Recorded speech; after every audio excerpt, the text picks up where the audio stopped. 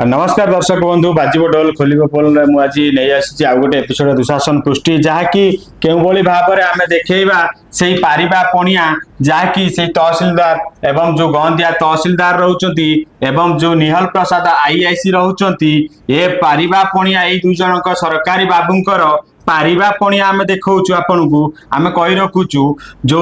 निहल प्रसाद थाना रे जाउथिबा बेआईन माइनिंग गुडी को आज वर्तमान दिन को दिन खोलिबार लागिछि कारण आम एथि पई कहूचु दो निहल प्रसाद थाना रे निश्चिंत पहाड़ टिके 2014 मसिया ठारू बंद थिला किंतु वर्तमान सरकार परिवर्तन होगा परे वर्तमान जितेबाला सरकार परिवर्तन होगा कईटा मास बीतीनी वर्तमान बेआईन भाव में केउभली भाव में चली से पहाड़ खोला आपण मैंने देखिपे ये सीधा सड़क से ही पहाड़ को केउभली भाव में काटी खिन भिन करुँच एवं एठी माफिया माने केउभली भाव में मातिचंती एवं एठी साधुवाद देवा एवं से जो पारिबा पणिया जो आईआईसी निहल प्रसाद आईआईसी रही भी मध्य आम सैल्यूट करवा कारण ये तांकु सुरक्षा दौरान एबेली जहाँकि गोटे साधारण आलोचना होची कारण जेतेबेले सरकार रक्षक भक्षक साजुचंती एवं ये जो गंदिया तहसिलदार जहाँकि मोटा अंकर टंका नहीं कि ये सब कारोबार करुछंती बेली आलोचना चली कारण कोठी ना कोठी दिन दीपर एठी माइनिंग रे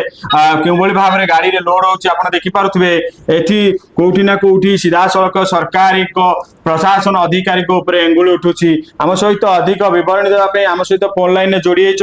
से जहाँकि गंदियार जहाँकि अति जनाशुना परिचित आम सीधा सड़क आलोचना करवा सहित सर आपन को आम सोनो न्यूज को स्वागत करुचु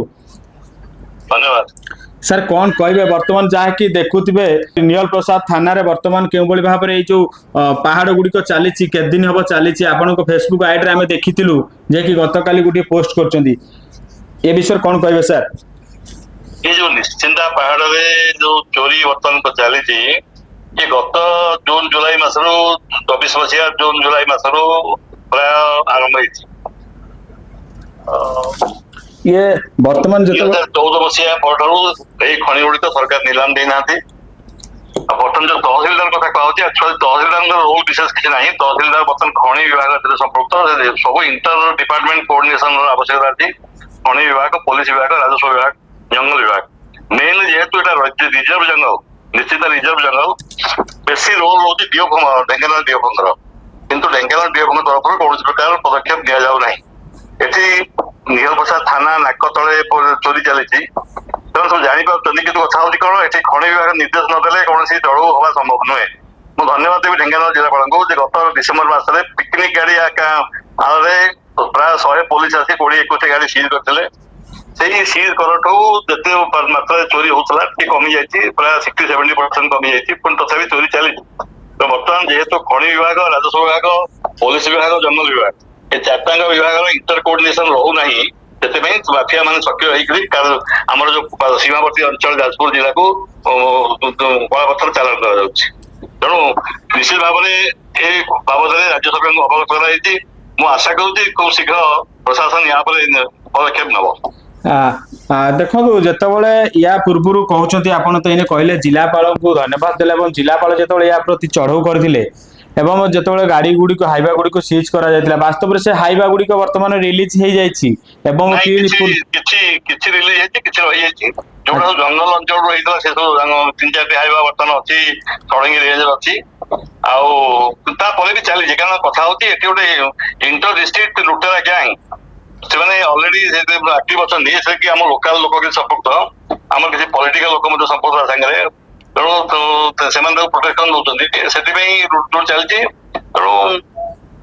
जिला प्रशासन ये कथा हो कलेक्टर जो ठेंगा धरी जगेनि पणिकी बर्तमान कथा होती स्थानीय प्रशासन जो निहल प्रशासन पुलिस तार दायित्व अच्छी किभली भाव में जो बॉर्डर पार हो जो पथर गाड़ी पार हो तेणु सहित देखा उचित बर्तमान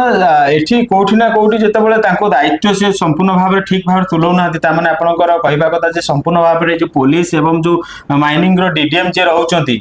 ये कोठी ना कोठी एवं वन विभाग जे सुरक्षा दउचंती जे रक्षा ये कोठी ना कोठी तांको अवहेलित जो ये पहाड़ चोरा काटा कटा चली छी सेफ्टी कथा होती माइनिंग डिपार्टमेंट रो एनफोर्समेंट कैपेसिटी नाही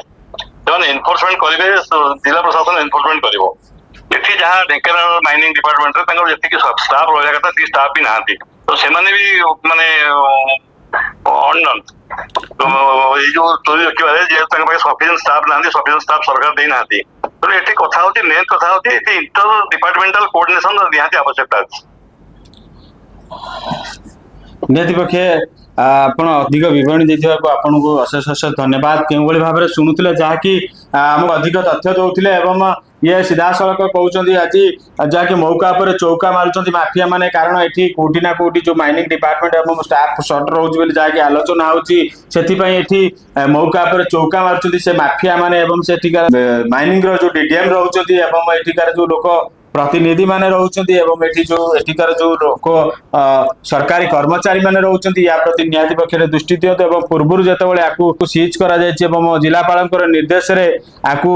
ପାଖାପାଖି 17ଟି ହାଇବାକୁ ମଧ୍ୟ ଜବତ କରାଯାଇଥିଲା ଏଇ ଥାନାରୁ ଏବଂ ଭୁବନ ଥାନାରେ ସେ ଅଟକ ରହିଥିଲା ଏବଂ କିଛି ବର୍ତ୍ତମାନ ଗାଡି ରିଲିଜ ହେଇଯାଇଛି ଏବଂ ପୁଣି ପୁନର୍ବାର ଚାଲିଛି ସେଇ ମାଇନିଂ ଚାଲିଛି। ଦେଖାଯାଉ ଏ ଖବର ପ୍ରସାରଣ ପରେ कौन पदक्षेप नौकरी एवं कौन एक्शन नौकरी से स्थानीय जिला प्रशासन अधिकारी हूँ से माइनिंग डीडीएम हूँ।